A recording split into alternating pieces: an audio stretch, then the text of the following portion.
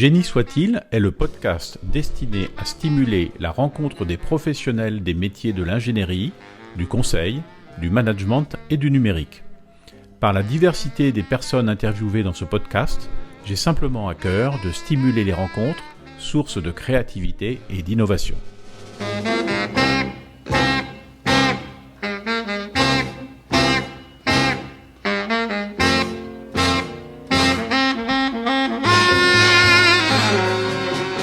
Bonjour Yann Maël. Bonjour. Merci d'accepter mon invitation pour ce podcast sur lequel on va traiter un sujet qui préoccupe pas mal d'entreprises, c'est le droit du travail à l'heure du numérique.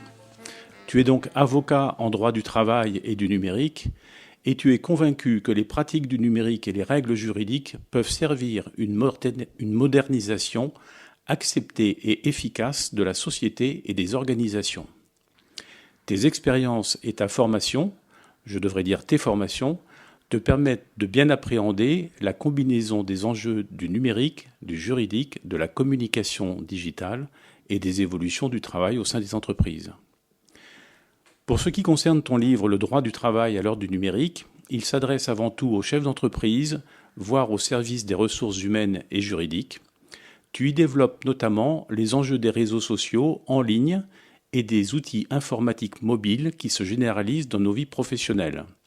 Certes, la question du rapport entre les nouvelles technologies et le droit du travail n'est pas nouvelle. Pour autant, de nouvelles problématiques juridiques majeures se font jour. L'usage d'Internet, et plus particulièrement des réseaux sociaux dans l'entreprise, déséquilibre les relations de travail en confrontant le pouvoir des employeurs aux libertés émergentes des salariés, lesquelles sont intimement liées aux nouvelles pratiques salariales. Les réseaux sociaux d'entreprise interrogent aussi sur le renouvellement du dialogue social dans l'entreprise. Déplaçant les anciens cadres de référence, les nouvelles technologies de la communication invitent par conséquent à réfléchir en profondeur sur le devenir du droit du travail. Tel est l'objet de ce livre, véritable vade-mecum des relations humaines dans l'entreprise à l'heure du numérique. On sait par une multitude de publications, notamment la tienne, que la technologie tant high-tech que biotech va très vite et la législation a pour le moins du mal à suivre. Point important, comme tu le soulignes dans ton livre, la législation s'inscrit dans le temps long. Face à ça, comment les entreprises doivent-elles affronter cette dualité avec, d'un côté, la rapidité et la nécessité de développer les usages du numérique pour être et rester compétitifs, et de l'autre, rester attentif à la législation numérique et au droit du travail associé, dont le télétravail fait une part de l'actualité depuis mars 2020.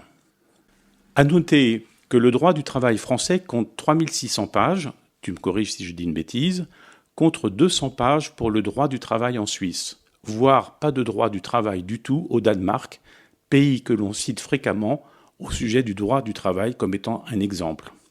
Donc qu'en est-il de cette dualité, aller vite avec le numérique et prendre le temps de bien digérer, appréhender la complexité de la législation?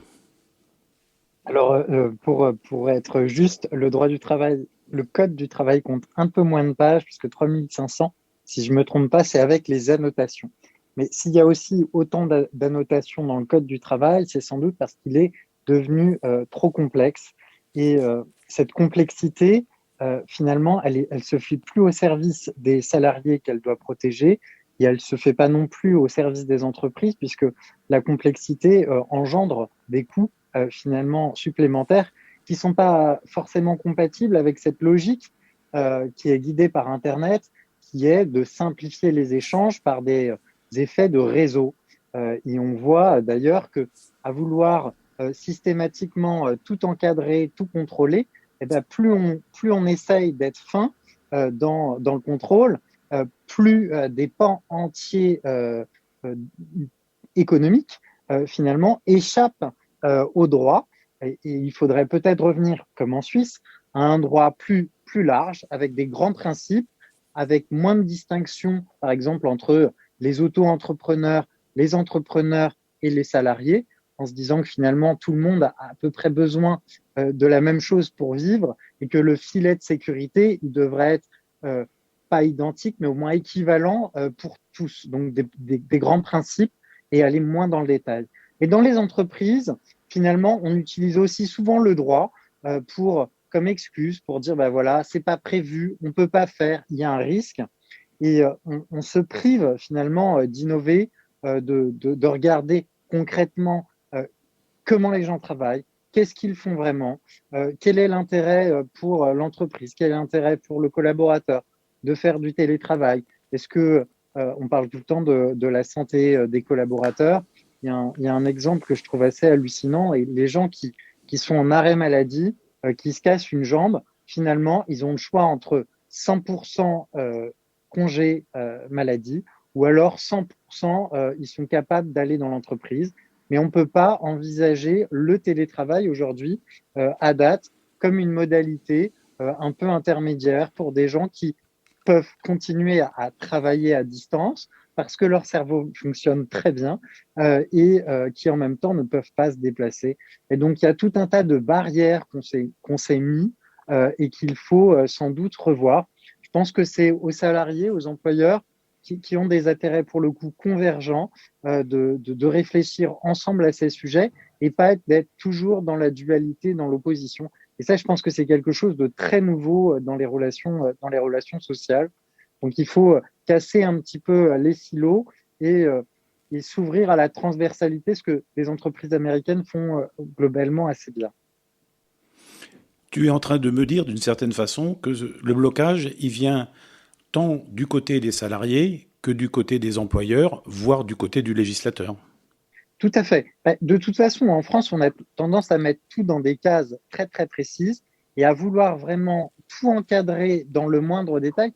Pendant des années, on a entendu parler du télétravail en disant le télétravail, on ne peut pas le mettre en place parce que pour des raisons d'assurance. Pour des raisons d'assurance, si un salarié se blesse, je pense que tout le monde a déjà entendu cet exemple, et la situation est quand même relativement rare par rapport aux accidents de la route.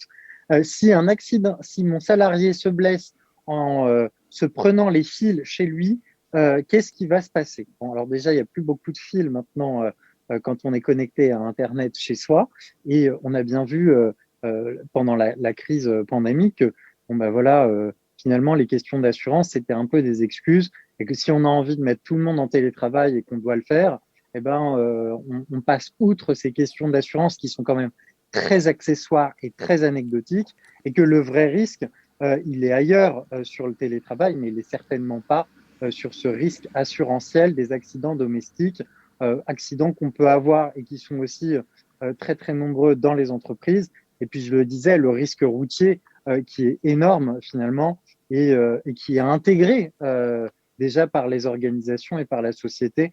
Donc c'est vraiment un changement plus culturel, une volonté de faire évoluer son organisation et pas toujours à chercher des excuses en allant vraiment vers le risque zéro absolu dès lors qu'on est sur un sujet nouveau. Parce qu'il y a déjà beaucoup de risques qu'on a intégrés, mais dès qu'il y a un nouveau risque qui arrive ou des nouvelles opportunités, on va regarder uniquement les risques et on va s'en servir pour dire non, c'est pas possible d'évoluer. Et ça c'est un vrai, j'ai envie de dire, paradigme français. Mais on le voit bien sur tous les sujets. Ils sont abordés uniquement sous l'angle du risque, très peu sous l'angle des opportunités. Et ça, c'est vraiment un problème très franco-français. Et on ne peut pas dire c'est les employeurs, c'est les salariés. C'est vraiment un problème culturel dont il faudra se défaire, à mon avis, si on veut saisir toutes ces opportunités. Je disais tout à l'heure que le télétravail, ça pouvait être opportun pour des arrêts maladie, pour des maladies de longue durée, pour garder aussi du lien avec l'organisation de travail. Et voilà, il ne faut pas se focaliser systématiquement sur ce qui ne fonctionne pas, et on peut aussi commencer par ce qui fonctionne bien. Et ce mal pouvant être malheureusement perverti par le principe de précaution. mais je n'ouvrirai pas de débat là-dessus parce que ça pourrait faire l'objet d'un autre podcast. Est-ce que quand les entreprises doivent développer des méthodes de travail, de nouveaux outils en s'appuyant sur le numérique, est-ce que le droit du travail ou est-ce que la législation d'une façon plus générale peut être bloquante, ou est-ce qu'elle développe d'abord ces nouvelles façons de travailler avec le numérique et puis elle se pose des questions de la législation après? Il y a différentes écoles. Aujourd'hui, on voit bien qu'il y a tout un tas d'entreprises, et notamment les startups, qui se posent moins de questions, et notamment des acteurs euh, extérieurs à la France, enfin des grands groupes internationaux, qui peuvent venir en France et qui se posent les questions du droit ensuite, et d'ailleurs qui exploitent finalement un petit peu les failles parfois de notre système, ou tout simplement des vides juridiques pour construire de nouveaux business models. Donc, c'est bien la preuve que la question juridique ne vient pas toujours en premier. Et puis, à contrario, il y a des acteurs qui vont prendre prétexte, encore une fois, de la législation pour pas forcément faire évoluer les règles internes. Et finalement, le droit permet quand même beaucoup de choses. Il y a beaucoup de choses qui sont possibles de faire évoluer. Donc, j'ai un avis plutôt mitigé sur cette question. Je pense vraiment qu'on peut aller vers des organisations plus ouvertes, mais euh, il faut aussi comprendre que dans les organisations, et ça, c'est un problème euh, qu'on a un petit peu auto-alimenté, mais il y a un peu un encombrement des règles juridiques. Je sais que pour les organisations syndicales et puis pour les acteurs du dialogue social, aussi du côté de l'entreprise, euh, des dirigeants, il y a tellement d'obligations légales, tellement de sujets sur lesquels il faut négocier tous les ans, qu'on n'a plus beaucoup de place pour innover en matière juridique, pour créer finalement des innovations au niveau des organisations qui correspondent vraiment aux besoins. Finalement, on suit l'agenda qui est décidé par le Code du travail, par les grandes négociations collectives, et on n'a plus beaucoup de place pour les sujets qui correspondent aux réalités du terrain, aux réalités de l'entreprise. Et ça, c'est vraiment dommage parce c'est sans doute là où il y a le plus de choses à faire. Et on voit aussi qu'il y a une vraie attente pour moi de la part des collaborateurs, de la part des équipes opérationnelles, d'avoir des règles de travail qui correspondent vraiment à ce qu'ils vivent au quotidien, et pas des règles pour des grands collectifs au niveau de l'entreprise. Je pense notamment aux règles qu'on peut avoir sur la déconnexion, on en parle souvent. Le droit à la déconnexion. Le droit à la déconnexion, qu'est-ce que c'est? En réalité, c'est un droit, euh, c'est une demande, une injonction à négocier des règles de bons usages des outils informatiques dans l'entreprise. Mais dans l'entreprise, il y a des multitudes de collectifs. Il y a des gens qui vont travailler avec des personnes à l'international et donc qui vont avoir besoin finalement d'avoir des horaires un petit peu décalés par rapport à d'autres. Il va y avoir des gens qui télétravaillent, il va y avoir des gens qui sont au forfait, il va y avoir des gens qui sont finalement postés, il va y avoir des gens qui n'ont même pas d'outils informatiques fournis par l'entreprise. Et donc, on va se retrouver avec une multitude de situations, une multitude de collectifs. Et on voit bien qu'on ne peut pas avoir une règle unique pour tout le monde. Par contre, on peut avoir finalement, si on va dans le détail, et c'est là où ça devient intéressant, des choses très très fines au niveau de chaque collectif, et des accords plus souples avec des grands principes au niveau de l'organisation, et ensuite des choses qui sont un petit peu co-décidées avec les entités qui ont des intérêts spécifiques. Et ce niveau de granularité, il manque aujourd'hui, à mon avis. C'est pas forcément du registre du législateur, mais c'est vraiment du registre de l'intelligence au niveau d'une organisation. Et c'est ce qui va lui permettre d'être plus agile et sans doute de répondre aussi aux attentes exprimées par de plus en plus de collaborateurs, d'aller dans ce niveau de granularité, de prendre en compte leurs individualités. Est-ce que le législateur fort de la réussite économique des grandes entreprises françaises, principalement celles du CAC 40, qui sont des réussites très prestigieuses et qu'on ne peut pas contester, bien évidemment. Est-ce que le législateur n'a pas tendance à insidieusement créer une législation, adapter la législation à ces grandes entreprises et aux TPE, PME, voire ETI de suivre comme elles peuvent? La difficulté, effectivement, c'est qu'il y a une loi qui est assez complexe, mais qui est assez compréhensible pour ces grandes organisations, pour ces grandes entreprises françaises, mais qui ont un niveau finalement international, qui sont internationalisés et qui ont des armées de juristes pour disséquer le code du travail. Et puis, quand on est dans des TPME, PME, on a beaucoup plus de difficultés en dessous de 500 salariés. Donc, on est vraiment encore, on est sur les grosses PME là. Mais ces entreprises-là, même jusqu'à 500, elles ont du mal à avoir une armée de juristes. On va avoir un DRH, quelques RH, et ils vont pas avoir le temps, ils vont pas avoir les ressources pour avoir, par exemple, des personnes qui vont disséquer tous les jours les évolutions sur le droit de la rémunération. Et elles sont déjà très nombreuses. Alors, du coup, c'est sûr que c'est difficile pour ces organisations d'être innovantes, de rester à jour et de rester finalement aussi compliance, de respecter toutes les obligations qui sont les leurs aujourd'hui. Donc vraiment, je pense que la complexité qui peut être gérable pour les grandes entreprises, mais qui a aussi un coût en termes de compétitivité, elle l'est pas du tout pour ces petites entreprises. Et plus on arrive sur des petites boîtes, plus le coût est difficile à gérer et plus ça peut coûter cher aussi pour la survie de certaines entreprises. Merci pour ces précisions.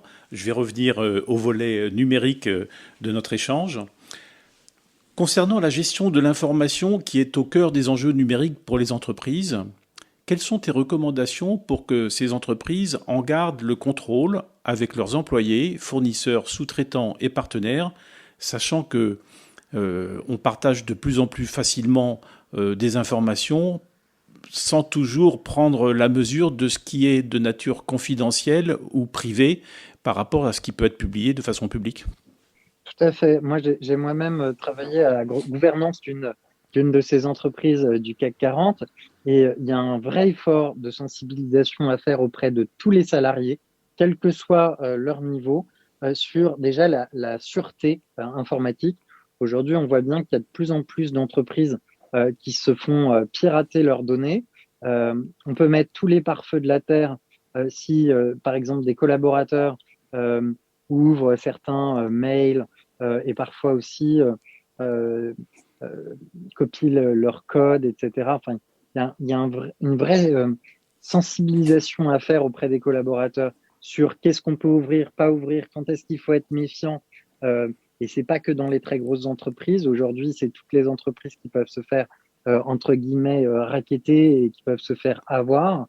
Les entreprises sont pas toujours non plus suffisamment alertes sur ces risques informatiques. Donc il y a un effort général de montée en charge de formation, que ce soit à la fois pour ceux qui gèrent le parc informatique, mais aussi pour tous les collaborateurs qui peuvent avoir accès finalement au cyberespace de l'entreprise. Ça, c'est un premier enjeu. Le second, il est finalement plutôt sur la réputation de l'entreprise. Tout le monde porte en lui une partie de la réputation de l'entreprise. Tout le monde est présent sur les réseaux sociaux. Je pense notamment à des réseaux sociaux comme LinkedIn. Et quand un collaborateur recrute sur LinkedIn, il est à la fois une personne qui est susceptible elle-même de se faire recruter, donc il est plutôt à titre personnel, et en même temps, il est recruteur, et donc il représente l'entreprise. Mais ça peut être un technicien dès lors qu'il a marqué sur son profil LinkedIn, son profil professionnel, qu'il était salarié de cette entreprise. Quand il partage des informations, il engage quelque part aussi la réputation de l'entreprise. Donc, il faut aussi sensibiliser les collaborateurs à ce qu'ils partagent sur les réseaux sociaux évidemment qu'ils ne partagent pas des informations confidentielles sur la stratégie de l'entreprise. Et il faut aussi sensibiliser, donc on en revient à un effort de formation, sensibilisation des collaborateurs sur qu'est-ce qui est sensible, qu'est-ce qu'on a le droit de partager, qu'est-ce qu'on n'a pas le droit de partager. Après, il ne faut pas non plus dire qu'il ne faut rien partager, parce qu'on est dans une société aussi où l'information qui est véhiculée par les collaborateurs peut avoir une valeur. Et d'ailleurs, on parle beaucoup, il y a des entreprises qui ont saisi ça et qui servent de leurs collaborateurs pour faire des grandes campagnes, pour soit défendre les valeurs de l'entreprise, soit porter des nouveaux produits. Et finalement, les meilleurs ambassadeurs de l'entreprise, c'est aussi les collaborateurs sur les réseaux sociaux. Donc, on ne peut pas se priver de cette force, mais pour que ça fonctionne bien, il faut encore, une fois, j'insiste sur cette notion, mais un vrai effort de sensibilisation, de montée en compétence des collaborateurs sur les réseaux sociaux. Et il y a un autre effet, troisième effet, finalement, c'est quand est-ce qu'on a le droit de communiquer sur ce qui ne se passe pas bien dans l'entreprise. Ça aussi, c'est un risque pour les entreprises. On a tendance à vouloir occulter quand ça ne va pas bien. Et quand ça ne va pas bien, quand les gens vont au clash, généralement, ils vont aussi se plaindre sur les réseaux sociaux. C'est un petit peu différent du sujet précédent parce que finalement, c'était des collaborateurs qui livraient des secrets sans le vouloir. Là, on est plutôt sur des collaborateurs qui vont révéler les coulisses, mais de manière consciente. Et ça porte aussi un risque, évidemment, pour le collaborateur qui va se faire licencier parce qu'il a été déloyal. Et il y a de plus en plus de jurisprudence sur le sujet. Les collaborateurs n'ont pas à partager des informations susceptibles de porter atteinte à l'image de leur entreprise. Mais en même temps, si l'entreprise ne veut pas voir des collaborateurs, des salariés se défouler sur les réseaux sociaux, peut-être qu'une des solutions, c'est de libérer la parole en son sein, en interne, pour permettre aux collaborateurs et pour permettre à l'entreprise de redialoguer et puis aussi d'améliorer les processus internes parce que tout ne va pas bien dans les entreprises. Il y a toujours des choses qui ne vont pas et qui peuvent être améliorées. Et finalement, il vaut mieux prévenir que guérir, sachant que le soin est particulièrement violent puisqu'on finit par licencier des collaborateurs qui potentiellement pouvaient vouloir bien faire et on se retrouve aussi à potentiellement exposer l'entreprise puisque quand on licencie, on le voit aussi, il y a de plus en plus un risque d'image autour de certains licenciements des collaborateurs qui ensuite vont aller se plaindre sur les réseaux sociaux de leur licenciement pour des propos qu'ils auraient tenus en ligne. Et on va entretenir en licenciant un bad buzz. On l'a vu aussi assez récemment à travers la jurisprudence. Il y a un an de ça, je sais que la ville de Paris et un prestataire avaient été cités sur les réseaux sociaux. À l'origine de cette histoire, il y avait une dame qui avait pris une photo d'un agent de propreté qui faisait une pause, qui s'était assis dans la rue. Et à la suite de ça, la ville de Paris s'est empressée de dire que l'agent allait être sanctionné, etc. Et puis finalement, ça a fini évidemment au prud'homme. Et l'agent de propreté a dit qu'on avait atteint à son droit à l'image et qu'en plus, c'était pas lui, il était juste en pause. Et si on avait dialogué dès le départ, peut-être que ce ne serait pas arrivé. Donc voilà, les réseaux sociaux peuvent être des chambres d'emballement médiatique et les entreprises ont intérêt à l'intégrer aussi dans leur stratégie sociale à travers des chartes, à travers, je le disais, une montée en compétence de tout le corps social et puis aussi en dialoguant, en créant des espaces de dialogue et d'échange à l'intérieur de l'entreprise. Il faut que les entreprises soient attentives à ne pas être victimes de ce que l'on appelle l'effet Streisand, du nom de l'actrice bien connue. Est-ce que les entreprises prennent cet enjeu à bras-le-corps, notamment au travers de la formation ? Alors, il y a beaucoup aujourd'hui de DRH qui se forment sur ces enjeux réputationnels. Je vois qu'il y a aussi beaucoup de DRH de toute façon qui sont très présents sur les réseaux sociaux maintenant. Hein, c'est un peu devenu le passage obligé. Pour autant, on peine encore, on y est présent, mais on peine encore à irriguer les entreprises de ces logiques. On voit qu'elles sont présentes, mais ça transpire pas au sein des COMEX, si je puis me permettre. Il y a encore un effort de formation aussi à faire à la tête des entreprises. Tous les dirigeants d'entreprise ne sont pas sensibilisés forcément à ces enjeux-là. Et, je pense que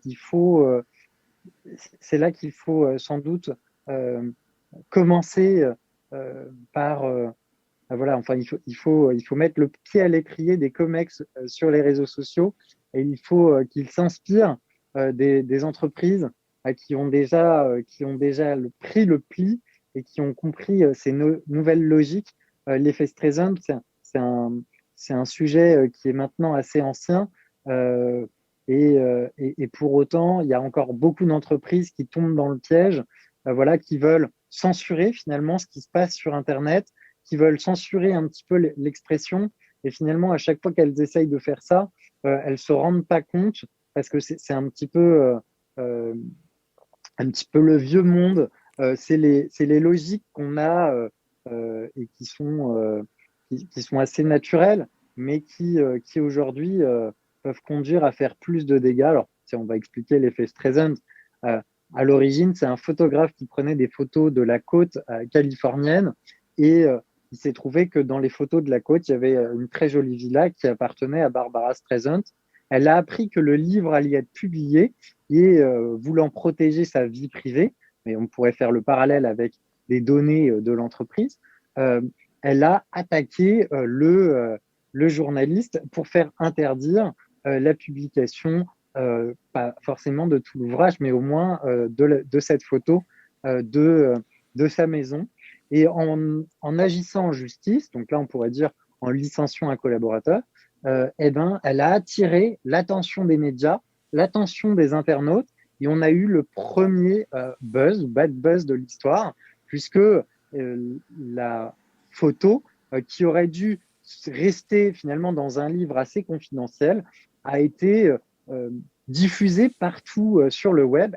Elle a attiré l'attention des internautes en actionnant la justice. Et ça, c'est une histoire qu'on retrouve quasiment tous les mois aujourd'hui dans la presse quotidienne, nationale ou régionale, avec des entreprises qui licencient des collaborateurs, souvent pour des histoires de liberté d'expression en ligne. Et finalement, ça se retourne contre l'image de l'entreprise.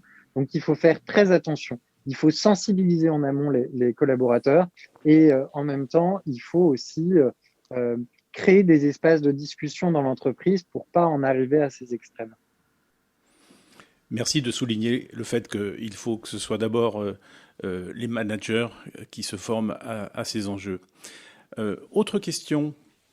Le numérique révolutionne les méthodes de travail et notamment la hiérarchie dans l'entreprise. Certaines entreprises du CAC 40 ont jusqu'à 7 niveaux hiérarchiques, alors que via LinkedIn, on peut échanger directement avec des personnes qui nous étaient inaccessibles il y a une vingtaine d'années. Je parle personnellement du cas vécu récemment avec Jacques Attali et Jean-Michel Blanquer, avec lesquels je suis en relation sur LinkedIn. Alors ceci dit, je ne communique pas tous les matins avec eux, bien évidemment, mais en tous les cas, j'ai pu le faire pour différentes raisons, de façon occasionnelle. Comment les entreprises peuvent-elles faire de cet enjeu un avantage en termes d'évolution du management et de la gestion de projet ? Oui, tu as raison, tu soulignes un point très important. Moi, je constate aussi qu'au sein des entreprises, aujourd'hui, il est plus facile de se connecter avec des gens sur LinkedIn, avec ses collègues sur LinkedIn, qu'au sein de l'entreprise. Et finalement, le réseau pour échanger avec ses collègues, direct ou indirect d'ailleurs, puisque ça peut être des personnes à l'autre bout de la planète qui travaillent sur des projets presque identiques, mais dont on n'avait pas connaissance en interne, on va les découvrir sur LinkedIn. Et ça, c'est un vrai paradoxe. Ça veut dire qu'aujourd'hui, les réseaux sociaux privés, extérieurs aux entreprises, sont plus forts que le réseau de l'entreprise en interne. Il y a beaucoup d'entreprises qui n'ont pas encore de réseau social interne ou alors qui ont du mal à ce que ça prenne. Et à mon avis, c'est vraiment une histoire de culture interne à l'entreprise. Quand le big boss de l'entreprise envoie un mail aux 100 000 collaborateurs, je crois qu'il ne vient à personne l'idée de lui répondre.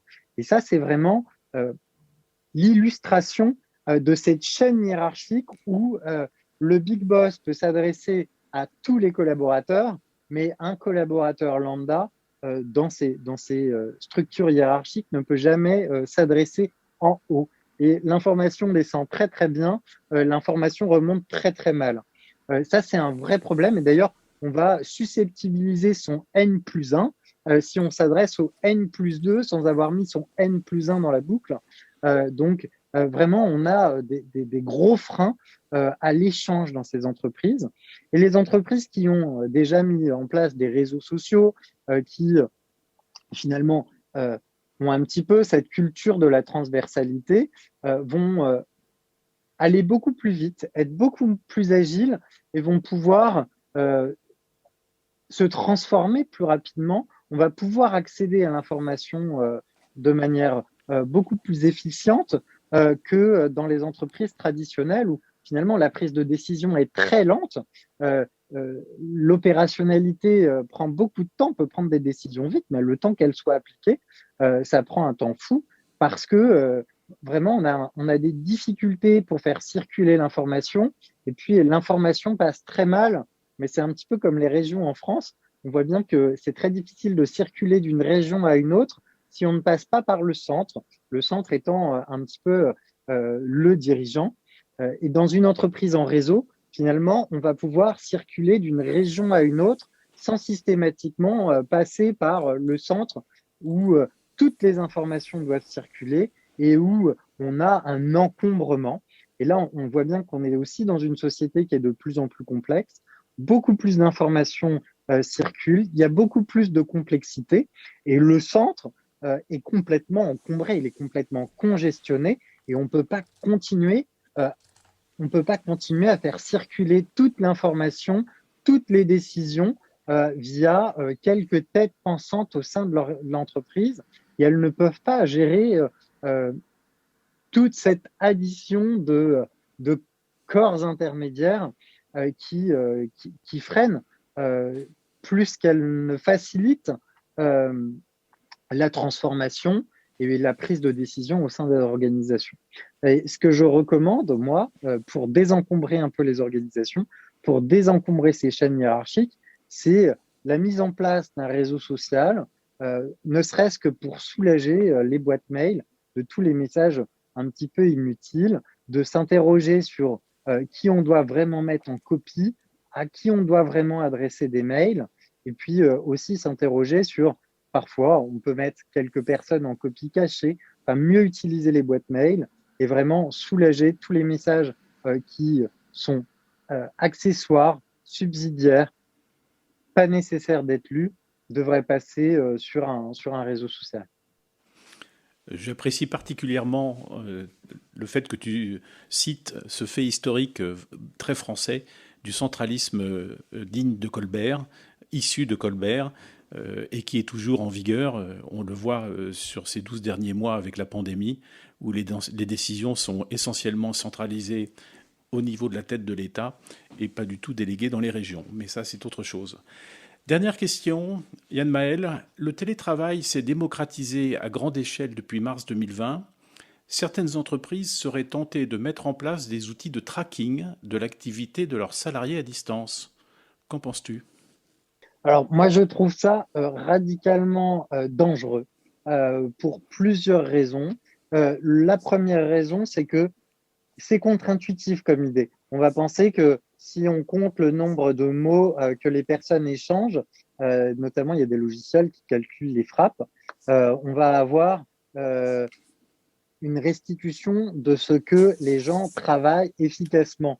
Mais je peux passer des heures à écrire des mails toute la journée avec mes collègues et finalement être complètement inutile.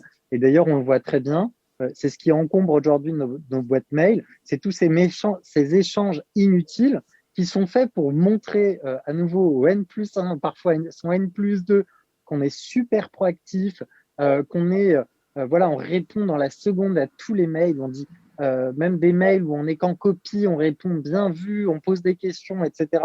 Alors que finalement, on n'en a pas besoin. Ça contribue à l'inflation et au remplissage, au débordement des boîtes mail que tout le monde, à mon avis, beaucoup de gens subissent. Je pense qu'il y a beaucoup de gens qui nous écoutent, qui voient de quoi je parle.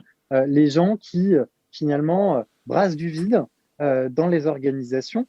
C'est pas toujours de leur faute, hein, c'est souvent l'organisation qui contribue à cette inflation d'échanges, mais des échanges qui ne sont pas toujours efficients, qui ne sont pas toujours utiles, mais qui sont là vraiment pour rassurer son chef. Et de la même façon, là, on va traquer en quantité les échanges qui sont opérés. Je pense que c'est une très mauvaise façon de voir les choses. Il faut plutôt revenir à des échanges de qualité, moins d'échanges dans les organisations où on souffre plutôt du trop d'échanges et revenir à une culture du résultat. Voilà, c'est plus difficile de calculer le résultat, mais il vaut mieux se poser dans chaque organisation, dans chaque équipe, sur quels sont les bons résultats, qu'est-ce qu'on attend vraiment, c'est quoi les leviers qu'il faut activer, plutôt que de vouloir comptabiliser tout et n'importe quoi et de continuer à alimenter cette machine folle qui crée sans cesse de nouveaux processus qui n'ont aucune efficacité opérationnelle. Donc ça c'est revenir un petit peu au bon sens et faire très très attention à ces logiques quantitatives vers lesquelles se retournent malheureusement beaucoup de managers. Et donc, le tout contrôle est très dangereux. Puis, il y a un autre excès. Quand on veut tout contrôler en permanence, il faut savoir que la plupart des gens qui télétravaillent, ce sont des professions intellectuelles. Quand on est dans l'entreprise, on n'est jamais à 100% toute la journée. On fait un certain nombre de pauses, des pauses numériques. D'ailleurs, on fait beaucoup de pauses Facebook dans les entreprises. Vouloir supprimer à tout prix tous ces moments où le cerveau vaque un petit peu à la liberté, tous ces moments de pause pour le cerveau où finalement on va un petit peu recharger son esprit. Je rappelle qu'on ne peut pas être concentré plus de 45 minutes. Donc, il faut au contraire aménager des pauses, essayer de revenir à des rythmes qui correspondent vraiment au rythme biologique des individus.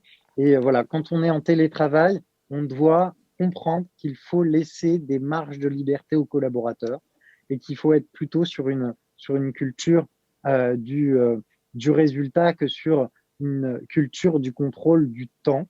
Et puis, enfin, il y a un élément qui est très important. Et ça, c'est l'élément. Là, j'étais plutôt sur des éléments humains, des éléments de productivité. Il y a un élément aussi juridique. Quand les collaborateurs ils sont chez eux, on ne leur demande pas de laisser allumer la webcam en permanence pour pouvoir vérifier qu'ils sont chez eux. C'est qu'il y a des dispositifs qui sont comme ça. Du point de vue du droit, c'est disproportionné par rapport au but à atteindre qui serait de vérifier que le collaborateur fait bien son temps de travail, etc. Non, ça, ce n'est pas possible du point de vue du droit. Quand le collaborateur il travaille chez lui, il est déjà il est à son domicile, il est dans un espace mi-professionnel, mi-personnel, et on ne peut pas lui demander de laisser sa caméra allumée toute la journée. C'est un risque que l'entreprise fait peser sur sa propre tête, puisque le collaborateur pourrait ensuite, pourquoi pas, aller se plaindre de harcèlement numérique. Il y a beaucoup de questions, il y a beaucoup de dangers aussi du coup pour les entreprises qui voudraient aller vers le tout contrôle, puisque les collaborateurs ensuite pourraient, à raison, se plaindre de risques pour leur santé, du fait que ça engendre des tensions supplémentaires et de toute façon, elles sont très malvenues. Donc vraiment contre-intuitif et très dangereux pour le collaborateur, pour l'entreprise. Et voilà, si on met en place du télétravail, si on va vers du télétravail, il faut faire plus confiance aux collaborateurs. Évidemment, la confiance ne va pas sans responsabilité. Et la responsabilité, c'est cette logique de résultat. Eh bien, écoute, merci pour cet échange très instructif qui révèle qu'au-delà de la technique des deux sujets abordés dans ton livre, que sont le droit du travail et le numérique, ton livre est une bonne source de réflexion qui va bien au-delà de ces sujets techniques et qui peut être une bonne matière à réflexion pour bon nombre d'entreprises. Merci beaucoup Yann Maël et je te donne rendez-vous, j'espère, pour un prochain podcast sur un sujet toujours lié au numérique. Bonne journée à toi. Bonne journée Jean-Philippe, à bientôt. Merci.